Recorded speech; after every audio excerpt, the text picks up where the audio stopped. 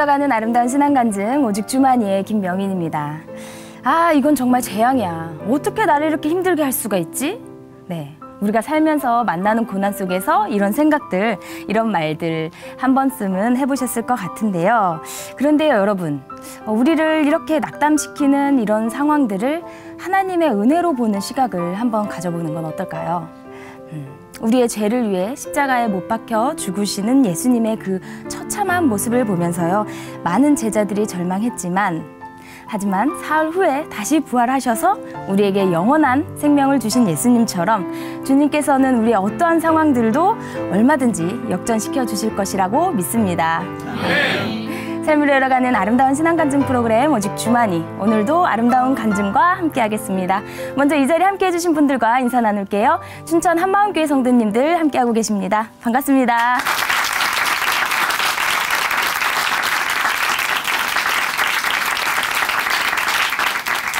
네, 오늘 첫 번째 출연자 만나보겠습니다. 지금 만나실 자매님은요, 네, 사랑하는 언니가 세상을 떠나고 그 자녀들까지 키우면서 여러 가지 어려움을 겪으셨다고 합니다. 어떤 이야기인지 춘천 한마음교회 최경자 자매님 박수로 모시겠습니다.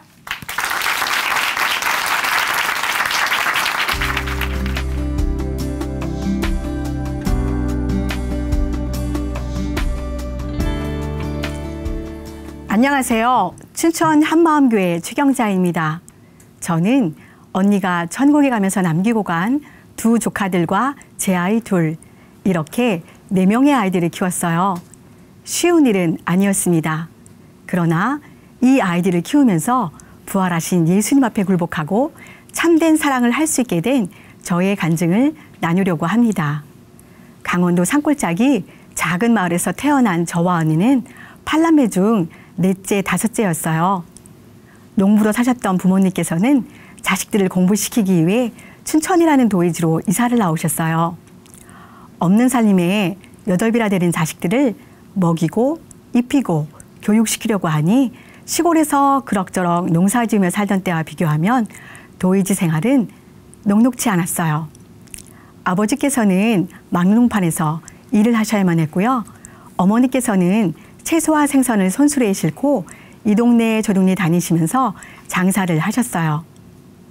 이때부터 엄마 아버지의 전쟁 같은 싸움이 시작되었습니다. 살림살이들을 부수고 집안을 아수라장으로 만든 후에 아버지께서 잠이 드신 후에야 끝이 나는 이 전쟁은 너무나 자주 일어났어요. 산골에 살면서 아름다운 자연 마음을 속에 막연하게 살아계실 것 같았던 그 하나님을 찾게 되었어요. 집에서 아주 가까운 곳에 교회가 있었어요. 주사를 부르신 아버지가 너무 무섭고 두려웠어요. 그때마다 보이지 않는 하나님께 아무 일도 없게 달라고 간절히 기도하곤 했습니다. 8남매 중 가장 친했던 언니가 영어 선생님이 되어 평창진부로 발령을 받았어요. 10식구 중에 가장 먼저 신앙생활을 했던 언니와 저는 유난히 참 친했어요. 어느 날부터인지 저처럼 작았던 언니는 점점 말라가기 시작했어요. 갑자기 쓰러졌다는 소식을 듣게 되었는데요. 언니의 병명은 만성 신부전증이었어요. 당장 다른 사람의 신장을 이식받지 못하면 언니는 죽을 수밖에 없었어요. 언니와 엄마의 혈액형이 A형이었어요. 그래서 엄마는 딸에게 신장을 주기로 결정하셨어요. 자식들 앞에서 어떠한 어려움이 있어도 눈물을 보이시지 않으셨던 엄마께서 우시는 것을 처음 보았습니다. 경자야, 너무 무섭고 두렵다. 언제나 강철같이 강하신 엄마의 모습만 보다가 제 앞에서 눈물을 흘리신 엄마에게 엄마, 하나님께서 지켜주실 거야. 제가 매일 기도하고 있을게요. 하고 엄마의 손을 꼭 붙잡아 드렸어요. 엄마의 콩팥을 언니에게 이식하는 수술은 잘 끝났어요. 수술 전에 예뻤던 언니의 모습은 완전 딴 사람으로 변해 있었어요. 온몸은 수술 후의 약부작용으로 원숭이처럼 털로 뒤덮여 있었는데요. 언니의 몸은 풍선처럼 부풀어 있었어요. 학교에서 돌아온 바로 밑에 여동생이 그런 언니의 모습을 보고 비명을 지르고 말았습니다. 시간이 지나면서 많이 부었던 언니의 몸은 정상으로 돌아와 주었어요. 그러나 언니는 엄마의 신장을 이식받아 살면서 정기적으로 가야 하는 병원비와 매일 먹어야 되는 약값 때문에 부모님께 미안하며 살았어요. 언니는 빨리 독립하기를 원했고 급하게 결혼을 했습니다. 언니가 결혼을 하여 살았던 안양 박달동 언덕위의 집은 바람이 술술 새어 들어왔던 판잣집이었어요. 그리고 365일 전구불을 켜고 살았던 지하 땅굴속 집은 사람이 살 수 있는 집이 아니었어요. 언니는 결국 큰아이가 2살, 둘째 아이가 태어나서 얼마 되지 않아 이혼을 하게 되었습니다. 신부전증이란 병든 몸으로 2 아이를 키우면서도 언니는 항상 가족들을 너무나도 사랑했고 이웃을 사랑하며 사는 사람이었어요. 언니는 혈액순환이 잘 되지 않아서 한여름에도 춥다고 했었는데요. 여름에도 두꺼운 파카 잠바를 입기도 했어요. 우리 집은 언제나 언니가 사는 곳과 가까운 거리에 있었어요. 저와 남편은 갑자기 응급차에 실려 병원에 입원하고 퇴원하기를 반복하는 언니를 도와주면서 살았습니다. 연년생 조카들도 열악한 환경에서 자랐기 때문에 병원에 자주 입원을 하였어요. 어떤 날에는 언니와 조카들 모두 병원에 입원한 적도 있었어요. 임신한 몸으로 종일 직장에서 근무하고 퇴근하여 언니와 조카들을 간호하기도 했습니다. 이사도 여러 번 해야만 했던 언니 가족 옆에서 이삿짐을 싸고 풀고 정리해 주면서도 힘들지 않았어요. 언제나 언니와 조카들이 웃으면서 살았으면 좋겠다는 마음으로 도왔습니다. 언니가 항상 제 옆에서 살고 있는 것만으로도 너무 좋았어요. 언니는 본인도 학습지 교사로 살면서도 종일 직장에서 일하고 오는 저를 위해 두부전골, 무채나물, 미역무침을 준비해서 맛있는 저녁을 차려주는 것을 그렇게 좋아했어요. 그런데 언니는 이식받은 신장마저 모두 망가졌어요. 언니는 쓰러지게 되었고 병원에 입원을 했습니다. 이때부터 다시 투석을 하며 살아야만 했는데요. 같은 병실에 입원하신 환자분을 오히려 정성을 다해 도와주기도 했어요. 퇴원을 해서도 언제나 전도하는 일에 열심을 내서 저를 귀찮게 하기도 했었는데요. 반찬을 해서 나르기도 했고요. 기초수급으로 살면서 받은 쌀을 더 어려운 사람들을 위해서 나눠주고는 했어요. 언니의 평생 기도 제목은 가정복음화였어요. 눈물로 십자날리 기도하며 매주 금요일마다 부모님을 찾아가서 가정예배를 드렸는데요. 평생 당신의 주목만 믿고 사시겠다던 아버지께서 예수님을 영접하셨습니다. 그러던 어느 날 언니는 뇌출혈로 쓰러졌습니다. 병원 로비에서 수술실로 들어가는 언니를 보는데 하나님께서 제 마음 가득 이 찬송가 가사를 주셨어요. 평화, 평화로다. 하늘 위에서 내려오네.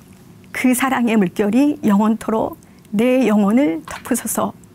언니가 평소에 너무나 좋아했던 찬송가였어요. 제 마음에 말할 수 없는 평강이 몰려왔습니다. 언니는 그렇게 천국으로 갔습니다. 장례식에서 목사님께서 부활체를 말씀해 주시는데요. 투석을 하며 힘들게 살았던 언니의 몸이 이제 썩지 않은 부활체가 되겠구나. 영원히 썩지 않는 몸으로 언니가 천국에서 살겠구나. 말씀이 그대로 제 마음으로 들어왔습니다. 예전부터 언니가 천국에 가면 언니의 아이들은 제가 키우겠다고 생각했어요. 언니를 위해서 기도할 때마다 하나님께서는 내가 함께하니까 도와주라는 마음을 주셨습니다. 장례식을 치르자마자 조카들을 집으로 데리고 왔습니다. 주변에서는 신중하게 잘 생각해보라는 겉면도 있었어요. 그때 우리 아이들도 2이나 있었거든요. 하지만 언니의 아이들을 우리가 키우는 것은 너무나 마땅하다 생각했어요. 그러나 막상 중학교 1학년, 초등학교 6학년, 초등학교 4학년, 그리고 4살 유치원생까지 4명의 아이들을 키우려고 하니 정말 만만치 않았습니다. 아이들을 키우면서 하나님께서 처절하게 알게 해주신 것이 있었습니다. 제 안에서는 착한 것이 나올 수 없고 털끝만큼의 사랑도 나올 수 없다는 것을요. 내 마음대로 아이들을 키워보려고 애쓰고 용쓰니 찾아오는 것은 상함과 아픔이었어요. 천국의 기쁨으로 가득했던 저의 마음속은 불안과 염려와 어둠으로 예수님이 계실 곳이 없었습니다. 하루는 아이들을 차례로 학교로 보내고 막내를 어린이집으로 데려다주고 출근을 해야 했는데요. 항상 있던 자리에 자동차 키가 보이지 않는 거예요. 아파트 열쇠까지 같이 묶여져 있는 열쇠꾸러미였어요. 저녁에 퇴근하여 둘째 조카가 열쇠를 숨겨놓았다는 것을 알게 되었어요. 처음으로 아이에게 회초리를 들은 날은 제가 엎어져서 엉엉 울고 말았어요. 양치기 소년 이야기를 해주면서 모든 사람들이 너를 못 믿어준다고 해도 이모는 너를 믿어야 하지 않겠냐고 하면서요. 큰 조카는 언니를 많이 닮아서 자기 마음을 드러내지 않았는데요. 혼자 아파하고 혼자 울고 혼자 문제를 해결하려고 하는 아이가 너무 속이 상하더라고요. 곁에서 언니를 도우면서 살던 때하고는 비교도 할 수 없었어요. 같이 살면서 부딪히는 수만 가지의 갈등들과 매일 벌어지는 사건 사고로 저는 핸드폰을 항상 붙들고 살았어요. 어느 날 저녁 무렵 큰 조카에게서 다급한 목소리로 전화가 걸려왔어요. 반 아이들이 모두 저녁을 먹으러 갔는데 자기 혼자만 교실에 남아있다고 하면서요. 함께 어울려 다니던 그룹에서 아이가 왕따당하고 있었어요. 아이들이 자라면서 점점 커져가는 문제들 앞에 저는 이러지도 저러지도 못하게 되었어요. 결국 저는 넋이 나간 사람처럼 되어버리더라고요. 왜 키운다고 했을까? 앞으로 어떻게 이 아이들을 키우지? 염려가 눈덩이처럼 불어나니 말할 수 없는 두려움이 엄습해 왔습니다. 엎드렸습니다. 간절히 납작 엎드려 기도하는데 경자야, 너의 주인이 누구지? 하셨습니다. 철저하게 내가 주인 되어 살아왔기에 저는 아무 들을 말씀이 없었어요. 이를 위하여 그리스도께서 죽었다가 다시 살으셨으니 곧 죽은 자와 산 자의 주가 되려 하심이니라. 기도하는 중에 이 말씀이 선명하게 떠올랐어요. 예수님께서 성경대로 십자가에서 죽으시고 성경대로 부활하신 이유는 나의 주인 되어주시기 위해서였구나. 전능자가 이 땅에 오셨다 가셨는데 무엇이 문제냐고 왜 염려하냐고 하셨던 목사님의 말씀이 저의 마음을 강타했어요. 아, 전능자가 이 땅에 오셨다 가셨지? 예수님이 부활하셨지? 정신이 번쩍 들었어요. 다 이루어 놓으신 부활하신 예수님을 믿지 않았구나. 내가 주인 되어 몸부림치며 살았던 저의 모습이 보였어요. 왜 그렇게도 힘들게 살았는지가 알아졌어요. 예수님을 믿노라고 하면서 예수님을 믿지 않고 내 것으로 내 힘으로 살았구나. 예수님을 믿지 않고 산 이 죄가 나뿐만 아니라 아이들까지 다 죽일 수 있었겠구나. 통곡이 나왔어요. 예수를 믿지 않고 내가 모든 것에 주인 되어 살았던 것이 바로 지옥갈죄였어요. 우리의 주가 되어주시려고 죽으시고 살아나셔서 영원한 제사를 드리시고 하나님 보좌 우편에 앉으신 예수님이 나의 주, 나의 하나님이셨어요. 하늘 영광 다 버리고 이 땅에 종의 영처럼 오신 예수님.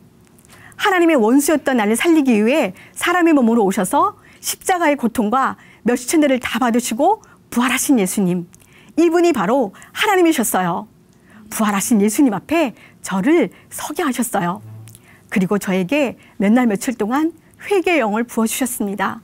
저의 몸 구석구석 세포 한 올 한 올까지 스며들어 있던 모든 죄들을 자백하게 하시는데 경악을 하며 통곡할 수밖에 없었습니다. 아이들을 무시하고 내 마음대로 키웠던 것은 아이들 안에 계신 예수님을 다시 십자가에 못 박은 것과 똑같다는 마음을 주셨습니다. 얼마나 아프셨을까. 아이들 안에 살고 계신 예수님을 무참히 짓밟으며 아이들을 아프게 했던 것이 바로 하나님을 아프게 한 거였구나. 그저 눈물로 통회할 수밖에 없었습니다. 하나님을 배반하고 하나님과 같이 되려고 했던 마귀와 동일한 중심으로 살았던 저를 비춰주셨어요. 제가 하나님의 보좌에 앉아서 행하였던 말로는 다 표현할 수 없는 모든 악함들이었어요. 그런데 이런 저를 위해서 예수님께서 내 대신 십자가에서 대신 죽어주신 거였어요. 어찌하면 좋을까요? 왜 저 같은 자를 위해서 예수님께서 대신 죽어주셨나요? 회개합니다. 회개합니다. 제가 예수님을 죽인 죄인입니다. 목 놓아 울고 또 울면서 예수님을 믿지 않고 내가 모든 것에 주인 되어 살았던 죄를 회개하고 예수님을 저의 마음의 주로 영접했습니다. 내 것에서 사랑이 나올 수 있다고 착각하고 내 욕심으로 아이들을 키우려고 했던 그 중심에서 완전히 돌이켰습니다. 이제 무겁게 짓누르던 그 가짜 사랑을 붙들지 않아요. 부활하신 예수님이 저의 마음의 주인 되어주시니 참 자유와 참 기쁨이 임했습니다. 언니가 천국에 가고 9년이라는 세월이 흘렀습니다. 이제 저는 세상의 관점으로 아이들을 키우지 않습니다. 저에게서 나올 수 없는 사랑을 억지로 빼내지도 않습니다.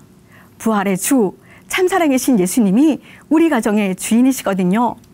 사랑은 부활하신 예수님을 바라보고 그분이 약속해 주신 말씀을 붙들고 예수님께 모든 것을 맡기고 기도하면 되는 거였어요.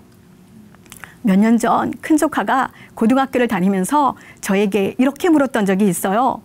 이모, 우리 아빠를 위해 기도하고 있어? 그때는 선뜻 그럼 당연하지. 그걸 말이라고 하니? 라고 대답할 수 없었어요. 그러나 지금은 조카들의 아빠를 마음에 품고 기도하고 있습니다. 하나님의 원수였던 저를 대신해서 죽어주신 예수님께서 예수님의 사랑으로 사랑하라고 말씀하셨거든요. 주인의 말씀에 아멘 하고 순종하면 되는 거였어요. 저의 속을 참 많이 썩혔던 둘째 조카를 위해 기도했을 때 제 마음 깊은 곳에서 경자야, 너는 한 번이라도 이 아이 그대로를 받아준 적이 있었니? 라는 응답을 주셨어요. 복잡하고 힘든 것은 다 내가 주인 되어서 그렇더라고요. 부활하신 예수님 앞에 굴복한 후에 둘째 조카 그대로를 사랑하게 되었습니다. 사람들은 제가 4명의 아이들을 키우면서 얼마나 힘들었을까, 정말 대단한 사람이라고 말하기도 하고 복받을 거라고 말해주기도 합니다. 그러나 저는 이 아이들을 키우면서 무엇을 바라고 하진 않았습니다. 당연히 제가 키워야 한다고 생각했어요. 힘들기도 했고요. 아프기도 했습니다. 그리고 뼈저리게 알게 해주신 것이 있습니다. 부활하신 예수님이 주인이 되지 않는다면 그 어떠한 것에서도 참 사랑이 나올 수 없다는 것을요. 사람들은 저를 착하다고 했지만 아이들을 키우면서 저의 부족함 앞에 얼마나 눈물로 탄식하며 기도했는지 모릅니다. 복음으로 말미암은 하늘가족 공동체가 없었다면 어떻게 이 아이들을 키울 수 있었을까? 언제나 한결같은 마음으로 동력해준 남편이 믿음 안에서 함께해 주었기에 이 아이들을 키울 수 있었습니다. 소심하고 슬픔이 가득했던 큰 조카는 복음의 능력을 마음껏 누리며 살고 있고요. 발랄하고 예쁜 대학 4학년을 보내고 이제 졸업을 앞두고 있어요. 그리고 인턴 사원으로 취직도 했습니다. 둘째 조카는 21개월의 군생활을 무사히 마치고 대학 2학년으로 복학을 하였고요. 큰아들은 대학 1학년을 마치고 교회 생활에 들어가서 열심히 신앙훈련을 받았는데요.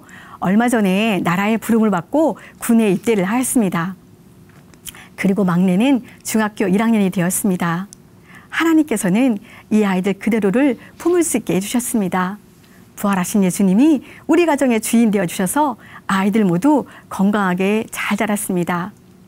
이 세상에 믿을 것은 내 주목밖에 없어 하셨던 아버지께서 예수님을 마음의 주로 영접하시고 사신 지가 10년이 넘었습니다. 그렇게 무섭고 두려웠던 아버지셨는데요. 주 안에서 부모를 공경하라고 하신 하나님의 말씀이 있기에 마음을 다해 공경해드리고 있습니다. 사랑하니까 두려움이 사라지더라고요. 이제 제가 드릴 것은 감사밖에 없음을 고백합니다.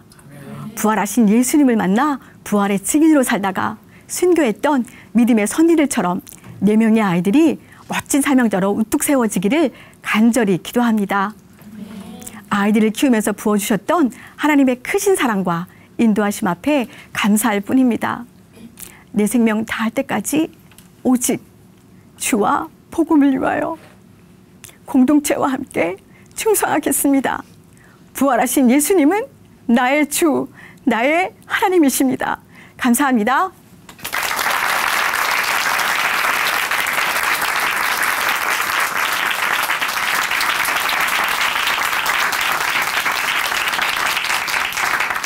네, 간증 감사합니다.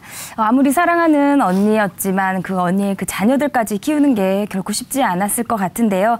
하지만 자매님께서 이 부활의 주를 만나고 그 참 사랑으로 아이들을 키우니 정말 아이들이 잘 자라지 않을 수가 없겠는데요. 네, 자매님의 기도처럼 이제는 이 4명의 아이들 모두 멋진 사명자로 우뚝 서시기를 우리 모두 다 함께 기도하겠습니다. 우리 최경자 자매님께 다시 한번 큰 박수 보내드릴게요.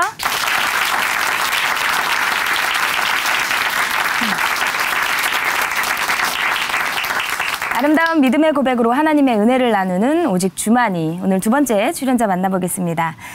결혼을 하고 가정을 이루고 살면서 정말 여러 가지 많은 문제들을 부딪히게 됩니다. 부부간의 문제, 또 육아 문제, 또 경제적인 문제 등 이렇게 셀 수 없는 많은 문제들을 부딪히게 되는데요. 이번에 나오실 자매님은 바로 남편의 경제적인 문제 때문에 어려움을 겪으셨다고 합니다. 어떤 이야기인지 함께 모셔보도록 하겠습니다. 춘천 한마음교회 강옥분 자매님, 박수로 모실게요.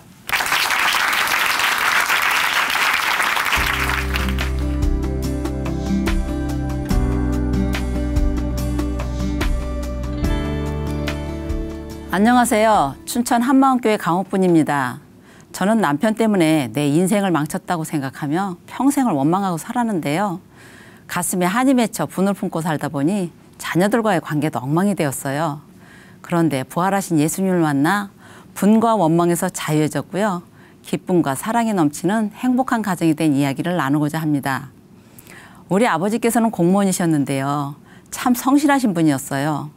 동네에서도 정직 하나로 소문이 자자했고 월급은 박봉이었지만 우리 팔남매는 끼니를 거르는 일은 없었습니다. 공직에서 보여준 한결같은 성실과 정직으로 아버지의 장례식에는 동네 모든 분들이 와서 눈물을 흘리셨어요. 이런 아버지 밑에서 살다 보니 남자들이야 뭐 다 아버지 같겠지, 그런 생각을 했습니다.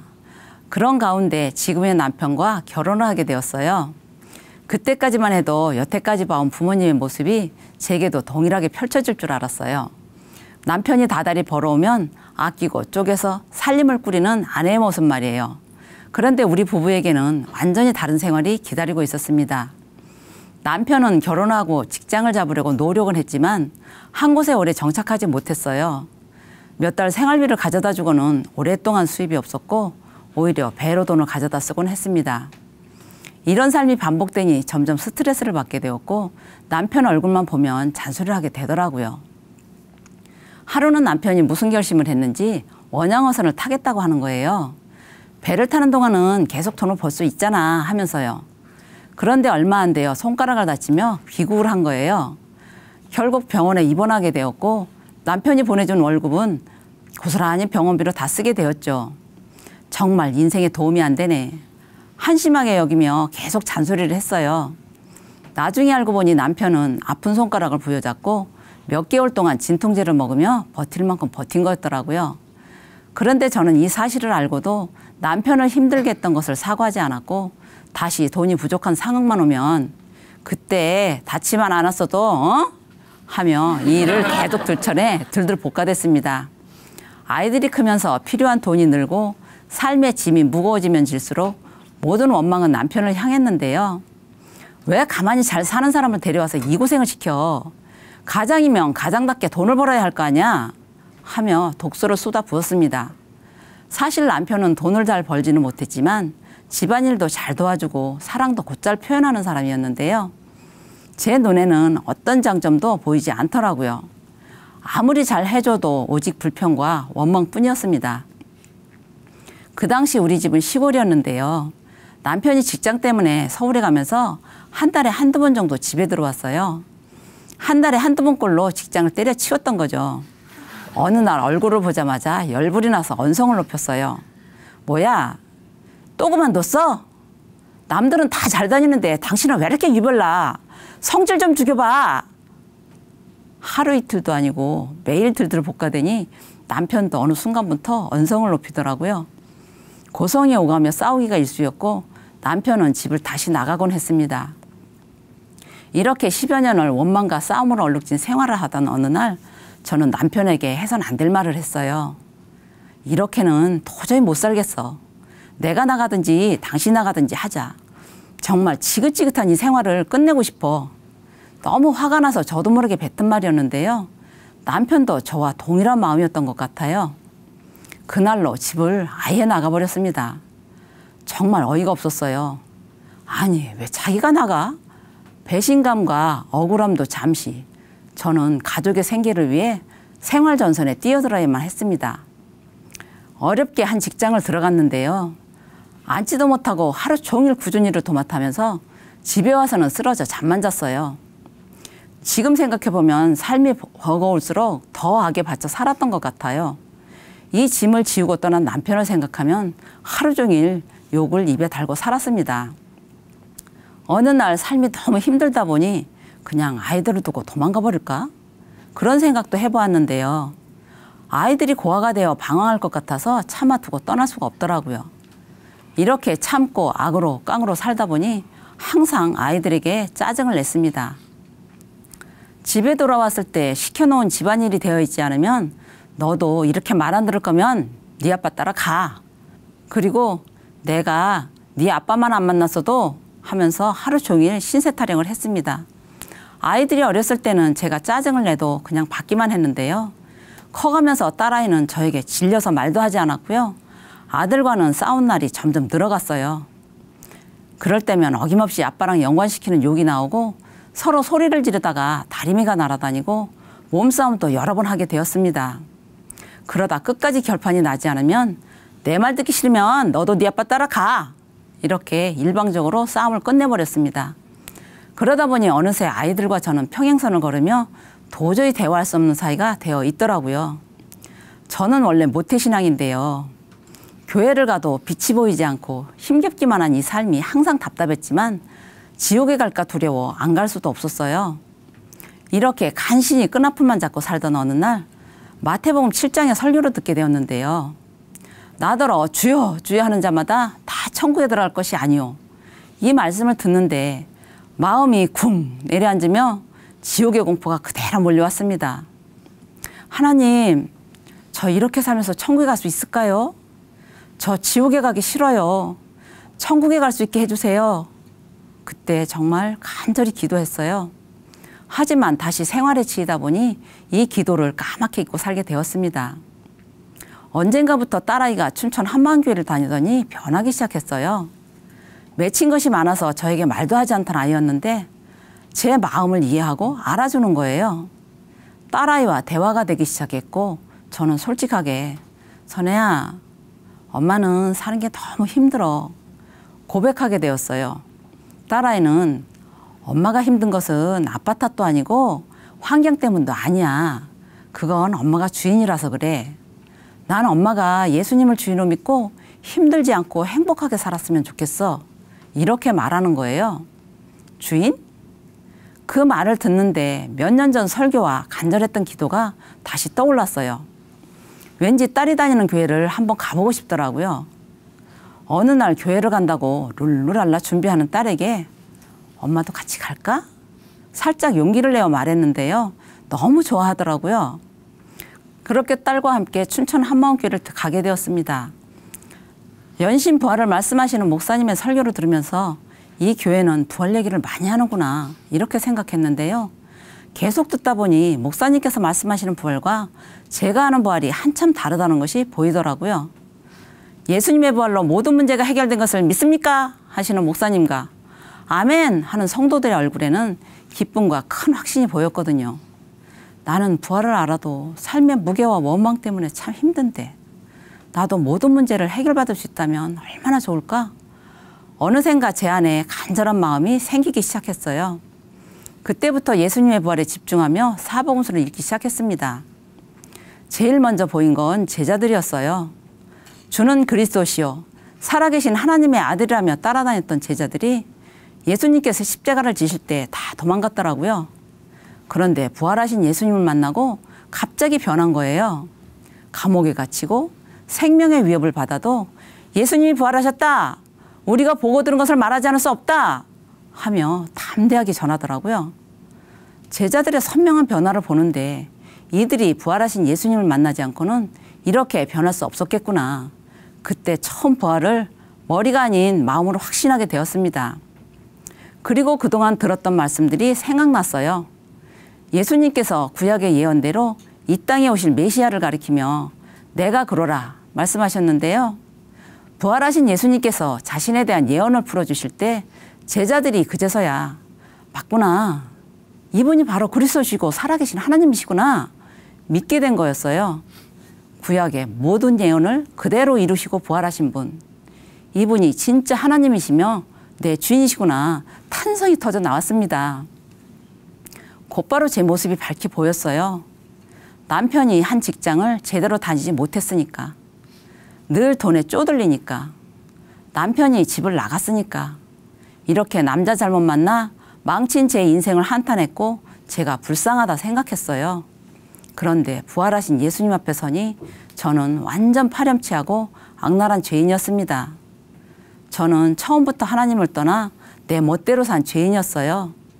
그런데 하나님께서는 이런 저를 찾기 위해서 가장 소중한 독생자를 내어주셨더라고요. 내가 주인 되어 살던 죄값을 내 죽음으로 치러했는데 아들의 죽음으로 그 값을 대신 치르신 거였어요. 그리고 저를 위해 죽고 부활하신 예수님을 다시 주인으로 모실 수 있게 해주셨는데 입으로만 주여주였지 예수님을 주인으로 믿지도 않았고 주인 대접을 한 적이 한 번도 없었습니다. 저를 먹이고 입히시는 예수님을 믿지 않고 가정의 모든 책임을 남편에게 떠넘기며 원망을 했어요. 그리고 남편이 집을 나가자 제가 그 모든 책임을 떠안고 힘들었던 겁니다. 또 힘들다는 이유로 아이들의 왕이 되어 잔소리와 짜증을 일삼았던 거였어요. 하나님 아버지, 잘못했습니다. 제가 예수님을 믿지 않았습니다. 저를 위해 아들을 보내주신 아버지의 사랑을 짓밟고 그 아들까지 배척했던 이 악랄한 죄인을 용서해 주세요. 어떻게 더 이상 제가 주인 되어 살겠습니까? 예수님, 제 마음에 주인으로 들어와 주세요. 온 마음을 다하여 고백하게 되었습니다. 예수님을 저의 주인으로 모신 후 항상 저를 따라다녔던 생활의 불안과 염려가 파도처럼 밀려서 떠나갔어요. 만왕의 왕 예수님과 제가 한 생명으로 연합된 것이 부활로 확정되니 전 예수님의 것이 다 제 것이더라고요. 전능하신 하나님이 제 안에 들어와 영원히 함께 하시니 전 다 가진 자였습니다. 그뿐 아니라 예수님과 함께 하나님 우편에 앉혀진 것도 선명해지니 정말 대박난 인생이었어요. 목사님과 성도들에게 임했던 그 기쁨과 확신이 저를 덮어버렸습니다. 또 기도 중에 남편의 마음을 알게 해주셨는데요. 남편도 가장으로서 책임감이 있고 직장이 마음대로 안 되니 힘들었을 텐데 저는 한 번도 그런 마음을 생각하지 못했어요. 몸과 마음이 지쳐 집에 들어와도 따뜻한 말 한마디 듣지 못하고 자식들 앞에서 천대받고 무시당했을 남편을 생각하니 너무 마음이 아프고 미안하더라고요. 그리고 저를 위해 죽으신 예수님이 남편을 위해서도 죽으셨다는 것을 알게 해주셨어요. 남편은 하나님께서 아들을 내어주실 만큼 소중한 사람이었고 예수님께서 물과 피를 쏟으실 만큼 귀한 사람이었던 거예요. 그런데 저는 매일 남편의 부족한 것만 보면서 마음을 짓밟고 상처를 줬어요. 하나님 앞에 그대로 무릎을 꿇고 회개할 수밖에 없었습니다. 올해로 20년째 남편은 소식이 없는데요. 지금은 남편이 돌아와서 부활하신 예수님을 믿고 가정이 회복되어 영원한 천국에서 함께 살 수 있게 해달라고 기도하고 있습니다. 그리고 무엇보다도 아이들을 보는 눈이 완전히 새롭게 되었어요. 아빠를 들먹이며 매일 핀잔을 듣던 아이들은 저를 피해 집에 들어오기 싫어했는데요. 하루 종일 입에 달고 살던 욕이 끊어지고 예수님의 기쁨과 사랑으로 있는 그대로를 받아주니 엄마, 나는 요즘 집이 너무 편해 하더라고요. 그리고 이제는 제가 잘못한 것이 있으면 곧바로 인정하고 미안하다고 사과해요. 그랬더니 엄마가 요즘엔 많이 달라졌다고 우리 아들이 너무 좋아합니다. 평행선을 달리던 모자 사이가 예수님으로 인해 마음으로 소통하는 사이가 되었어요. 이제는 아이들이 잘 들어주는 엄마를 찾아와 상담을 신청하기도 하고요. 여행도 같이 가고 시장도 오면서 웃음꽃이 가득 피어나는 가족이 되었습니다. 이렇게 우리 가족의 웃음꽃이 회복되니 우리 집은 웃을 일이 없었고 앞으로도 웃을 날이 없을 거야 생각했던 것이 마귀에게 속았던 것임을 알게 되었어요. 아, 사람들이 인생 전체를 이렇게 속고 살겠구나. 이런 마음이 들자 복음을 전하지 않을 수 없더라고요. 그때부터 작은 교회 식구들과 거리에서 지하철에서 전도지를 들고 부활하신 예수님을 전했어요. 한 번은 동네에서 형편이 어렵고 몸이 불편한 이웃을 알게 되었는데요. 이런저런 문제로 너무 힘들어 하더라고요. 그래서 반찬도 가져다 주고 여러모로 섬기며 부활하신 예수님을 주인으로 믿으면 살아날 수 있어. 큰 확신 가운데 복음을 전해주었습니다. 지금도 기도하며 섬기고 있는데요. 하나님께서 이 기도에 꼭 응답하실 것을 믿습니다. 네. 저는 지금 4살, 6살짜리 유아돌봄 일을 하고 있어요. 우리 아이들은 하나님의 사랑을 알지 못했기 때문에 사랑으로 키우지 못했는데요. 이젠 제가 받은 하나님의 사랑으로 아이들을 돌보고 있어요. 또 아이들에게 반복적으로 부활하신 예수님이 너희들의 주인이라고 전하며 공동체 유치부 말씀으로 양육을 하는데요. 그러면 아이들은 깡충깡충 뛰면서 성경대로 그리스도께서 우리 죄를 위하여 신나서 말씀을 암송을 해요. 얼마나 귀여운지 몰라요.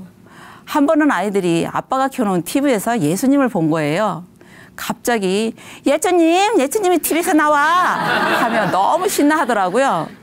그것을 보면서 복음을 심어주면 반드시 그 안에서 뿌리를 내리고 사명자로 자랄 것이라는 확신이 들면서 가슴이 벅차올랐습니다.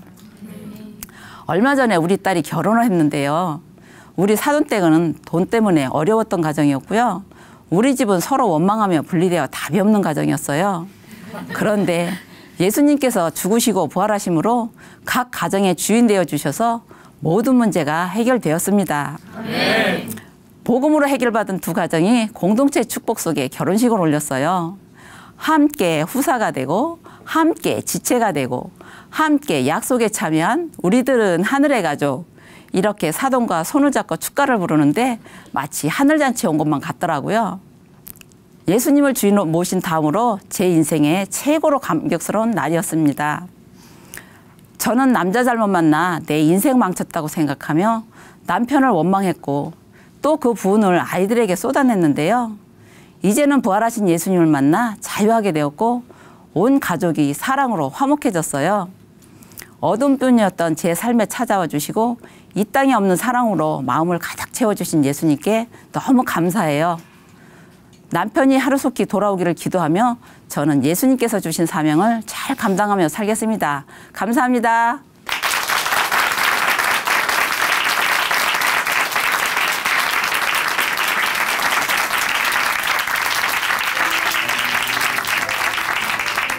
네, 간증 감사합니다.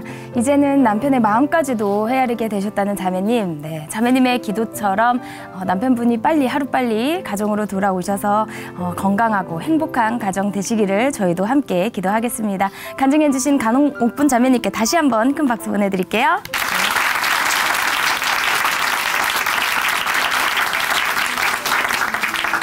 하나님으로 인해 변한 삶의 고백이 있는 간증 프로그램 오직 주만이, 오늘은 여기까지입니다. 지금까지 함께해 주신 춘천 한마음교회 성도님들 그리고 시청자 여러분 감사드립니다. 오늘도 이 시간 찬양으로 마무리하겠습니다. 나엘과 나오미가 불러주십니다. 하나님은 너를 지키시는 자. 네, 오늘도 성령이 충만한 하루 보내세요. 감사합니다.